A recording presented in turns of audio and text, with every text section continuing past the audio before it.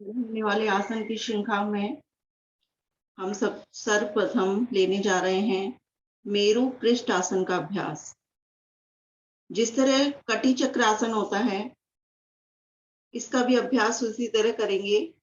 बस फर्क इतना है कि कटी चक्रासन में हम हाथ सामने रखते थे और इसमें हम कोहनियां मोड़ते हुए उंगलियां कंधों पर रखेंगे और कोहनियों को सीधा करेंगे, बिल्कुल ना आगे ना पीछे, बिल्कुल समांतर कंधों के।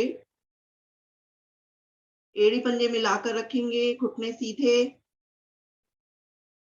श्वास भरते हुए रख लिए हाथ दोनों कंधों पर, उंगलियां अंगूठे मिले हुए हैं। अब श्वास छोड़ते हुए दाईं ओर घूमेंगे कमर वाले भाग से, मध्य में आते हुए बाईं ओर। इसी तरह क्रिया को दोहराते रहें। ध्यान इस बात का रखना है कोहनियां सीधी रहें, घुटने भी सीधे रहें। सिर्फ कमर वाले भाग को दाएं बाएं घुमाना है। कमर की ट्विस्टिंग वाले आसन है ये, सिर्फ कमर को प्रभावित करना है। एड़ी पंजे वहीं की वहीं स्थित रहेंगे, घूमेंगे नहीं, वो भी मिलाकर ही रखे रहें। श्वास छोड़ते हुए दाएं, फिर श्वास भरते हुए मध्य में आते हुए, फिर बाईं ओर। देखिए अपनी रीढ़ पर कितना सुंदर प्रभाव पड़ रहा है।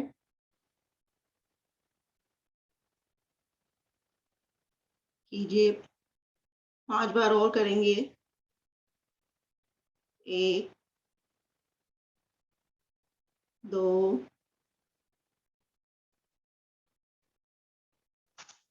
3,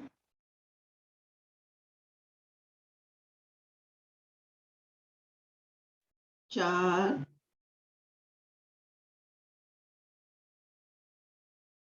5। मध्य में आके रुकेंगे।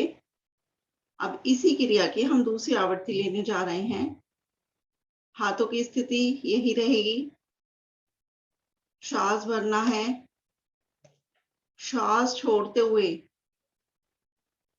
पहले हल्का सा कंधों जितना फासला बनाए दोनों पैरों में, सिर्फ कंधों जितना। श्वास भरें, दाईं ओर घूमें, श्वास छोड़ते हुए नीचे झुके एल की स्थिति बनाएंगे, जिस प्रकार एल होता है, बिल्कुल सीधी रीढ़ झुके और एल बिल्कुल बन जाए, इस तरह बन गए।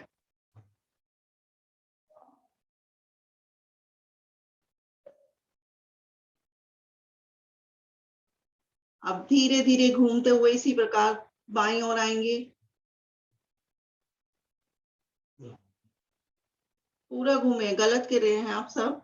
एक बार देखेंगे स्थिति को सामने। आगे आगे दिखाओ थोड़ा सा।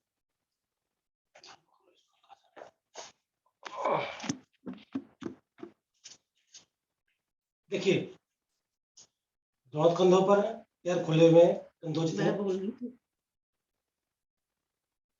राइट साइड पे एल बनाया, यहीं से घूमिए पूरा। लेफ्ट साइड पे, लेफ्ट साइड तक घूमना है। ऊपर आए, लेफ्ट साइड नीचे आए, राइट साइड घूमे, फिर ऊपर आए। ठीक जी, सबको समझ में आ गया? जिसको ना समझ में आए वो एक बार पूछ लीजिए। रखेंगे कंधों पर हाथ, दाईं ओर घूमे, एल के आकार की स्थिति बनाएं, यहीं से घूमते हुए बाईं ओर जाएं, सीधे हों, सीधे हों, फिर यहीं से बाईं ओर नीचे जाएं, एल बनाते हुए, फिर दाईं ओर घूमे, फिर सीधे जाएं, फिर यहीं से नीचे झुके एल के आकार की स्थिति बनाते हुए। इसी प्रकार क्रिया को घुमा करते रहें। श्वास छोड़ते हुए नीचे आना है। और जब श्वास भरना हो तो ऊपर जाते हैं, श्वास छोड़ते हुए नीचे की ओर आते हैं।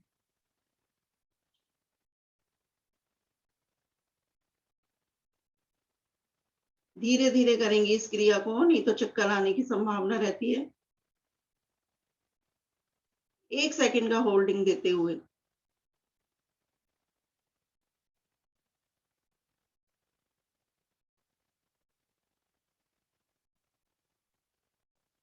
पूरी तरह कमर प्रभावित हो रही है हमारी।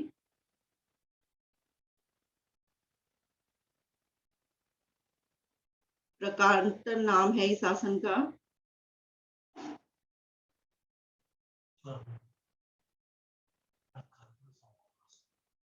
आएंगे धीरे धीरे वापस, सीधे होके मध्य में आके रुकेंगे। दोनों हाथ दाएं बाएं से शरीर के साथ क्षणिक विश्राम लेंगे।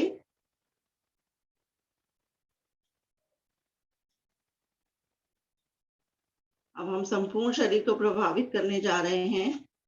करेंगे इंजन दौड़। जिस प्रकार इंजन में से आवाज आती है, उसी प्रकार श्वासों की आवाज भी आएगी। पहले एक बार स्थिति को देखेंगे सभी, फिर स्टार्ट करेंगे। दायां पैर उठेगा, दाई टांग उठेगी और दायां हाथ सीधा जाएगा श्वास भरते हुए। फिर वापस दूसरा पैर। विशेष ध्यान रखेंगे, जिनके घुटने में दर्द है वो जंप नहीं करेंगे, और जो 50 प्लस है वो भी जंपिंग नहीं करेंगे।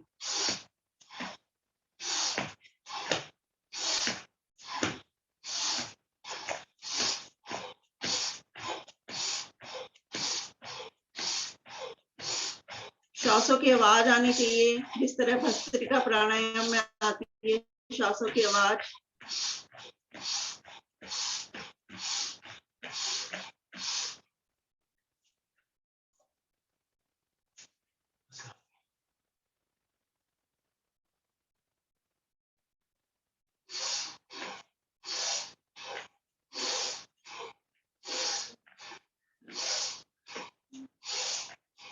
वापस आएंगे सभी। सभी के हाथ ऊपर नीचे जा रहे थे। हाथों को जिस तरह बॉक्सिंग करते हैं, सीधा लेके जाना है, वापस लाना है, सीधा लाना है, वापस लाना है, ऊपर नीचे नहीं, इस तरह सीधा फिर वापस, सीधा वापस, जैसे किसी की बॉक्सिंग करते हैं इस प्रकार। 10 बार और करेंगे, फिर वापस आएंगे सब अपनी गिनती के अनुसार। 1 2 3 4 5 6 7 8 9 10। आएंगे वापस, सभी अपने आसन पर बैठेंगे और लेट जाएंगे।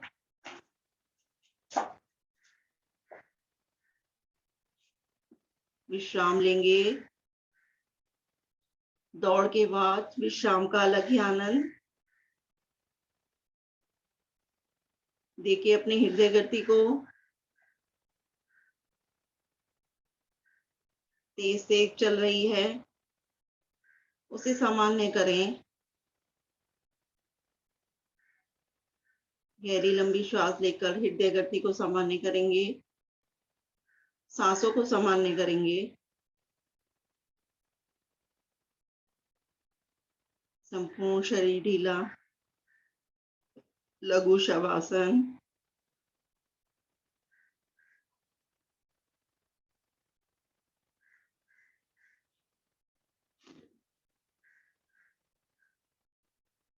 अगले आसन में प्रवेश करने के लिए श्वासों का सामान्य होना अत्यंत आवश्यक।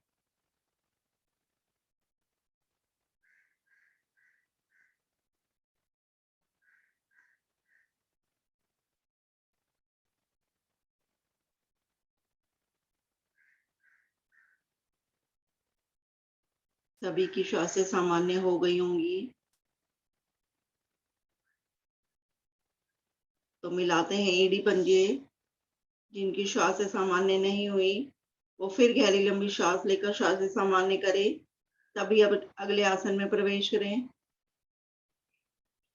एड़ी पंजे मिलाएंगे, दोनों हाथ शरीर के साथ, बारी नाव आसन की। दोनों हाथ लेके जाएं पीछे, सर के पीछे रख दें मैट पर। श्वास भरें, दोनों टांगों को ऊपर लेके जाएं 90 डिग्री पर और आगे से धड़ वाले भाग को भी उठाएं और दोलन करें आगे पीछे। करें रीढ़ को प्रभावित। कोशिश कीजिए कि आपके दोनों बाजू कानों से लगी रहें और ध्यान रखें कि घुटने भी ना मुड़े। एड़ी पंजे भी तने रहें।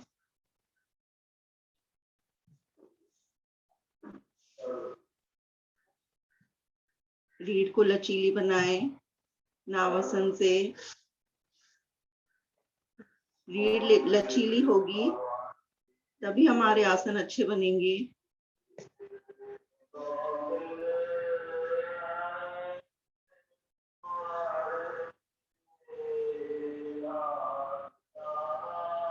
आएंगे वापस।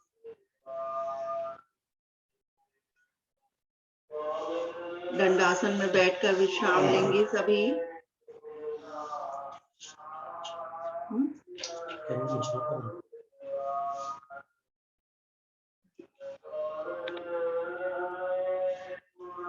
दंडासन में विश्राम। दोनों पैरों में हल्का सा फासला, दोनों हाथ कमर के दाएं बाएं।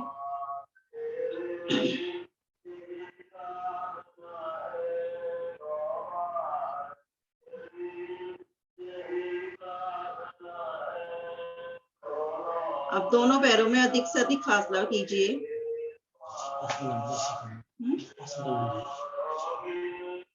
पाद प्रसार पश्चिमोत्तानासन में। क्षमता के अनुसार अपने पैरों में फासला बनाएंगे। दोनों टांगों में क्षमता के अनुसार दूरी, दोनों हाथ घुटा।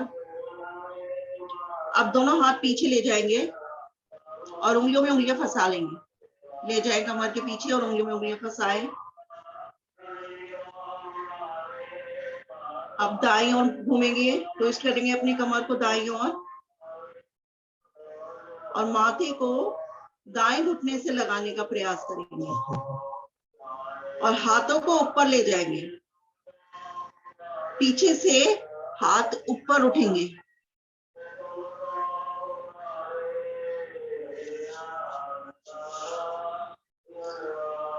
पीछे से हाथ इस प्रकार ऊपर उठेंगे, इस तरह। वापस आते हुए फिर जाएंगे बाईं ओर, कमर को बाईं ओर ट्विस्ट करें। फिर बाएं घुटने से लगाने का प्रयास करें माथे को और हाथ को ऊपर उठा दें। उंगलियों में उंगलियां फंसा रखी हैं, उन हाथों को ऊपर की ओर उठाएं। इस तरह पीछे से ऊपर उठाएं।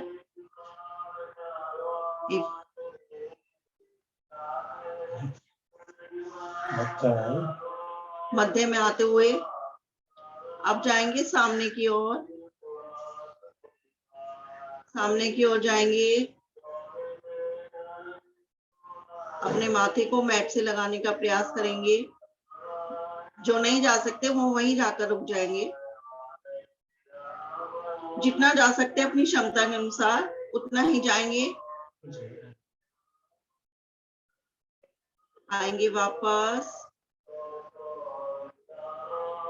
दोनों पैरों को मिला लेंगे, एड़ी पंजे मिलाएंगे। दोनों हाथ कमर के दाएं बाएं।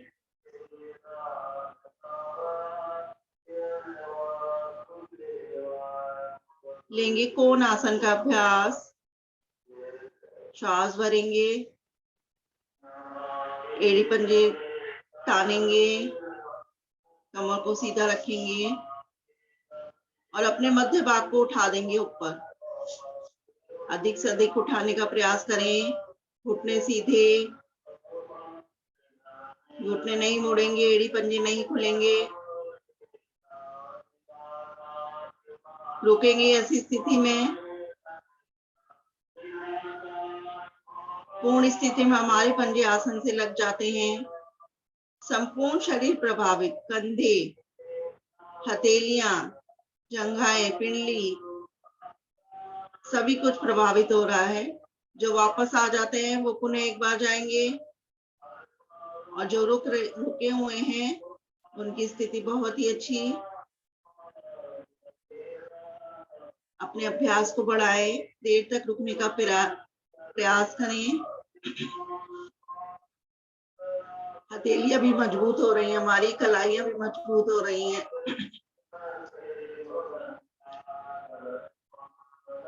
बिल्कुल धीरे धीरे, बहुत ही धीरे धीरे आएंगे वापस। देखिए पूरे रक्त को संपूर्ण शरीर में प्रवाहित होते हुए। हल्की हल्की चींटियां सी काटते हुए महसूस होती होंगी। अब दोनों हाथ दाईं ओर जमाते हुए, दोनों पैरों को एक साथ मोड़ते हुए वज्रासन में बैठेंगे।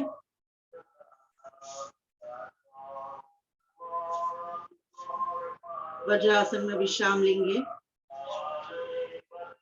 आगे के आसन निर्देशानुसार।